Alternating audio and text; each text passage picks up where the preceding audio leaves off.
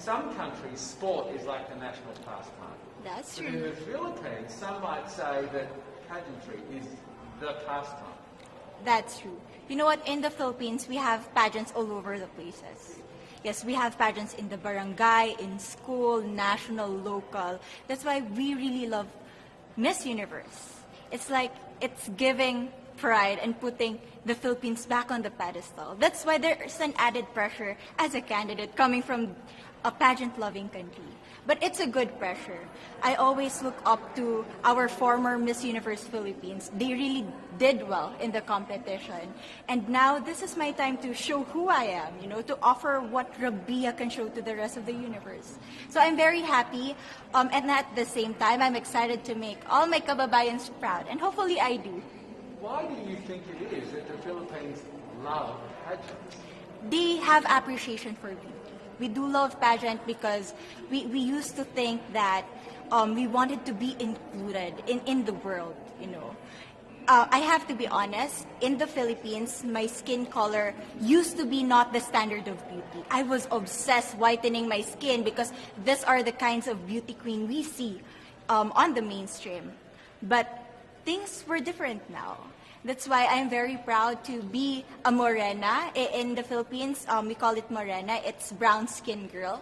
And to be able to represent, my color, my identity as a true Filipina. Tell me about your journey to being crowned Miss Philippines. In a world that, in a country I should say, that loves pageants. That must have been a very intense process. Tell me about, your journey to being Miss Philippines. Well, my journey was crazy. You know what? I started to be a dark horse. Nobody noticed me. Nobody knows I was in the competition up until the preliminary and the coronation night. And when I won, I received different comments. Of course, there were people who didn't expect me to do well, who think that I cheated. That's why I need to redeem myself in Miss Universe. I really need to do well in this competition. And the thing is, I love pressure. I love criticism. I get better every day with that.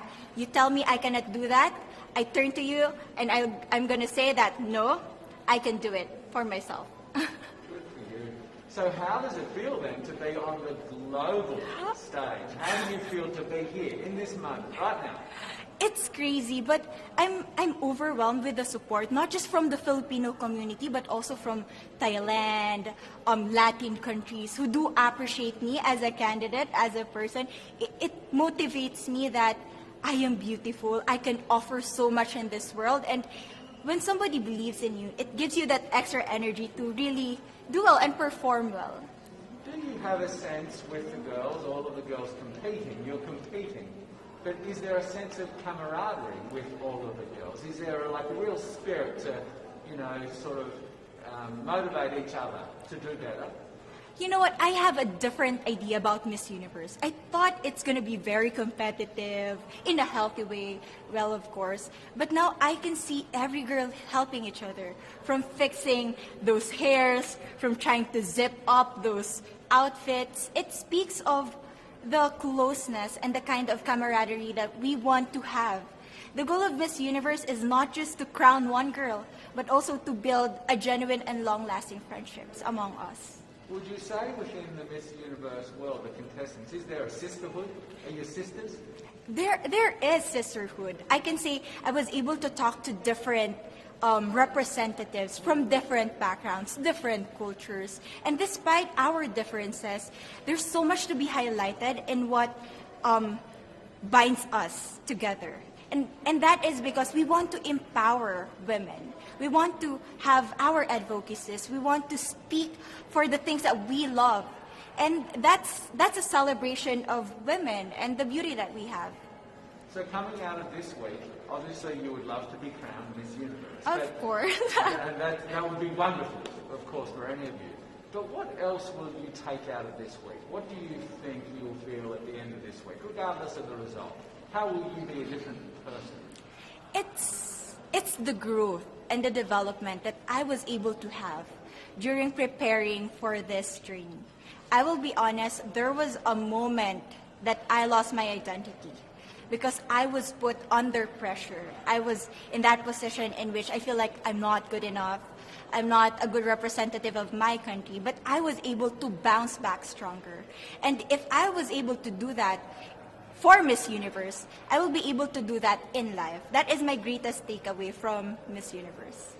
Okay, so the Philippines have a huge amount of fans. Yes. I want you to give us a little bit of a message to the fans here and at home. But send a message. What would you say to all the fans in the Philippines? To all my fans from the Philippines and from all over the world, Maraming Salamat Po. Thank you so much for loving me and for believing in me. It means a lot to somebody who is so naive in this industry, who has no idea how to become a beauty queen on the first day of my journey. But because of your love and support, I was able to be the woman that I am today.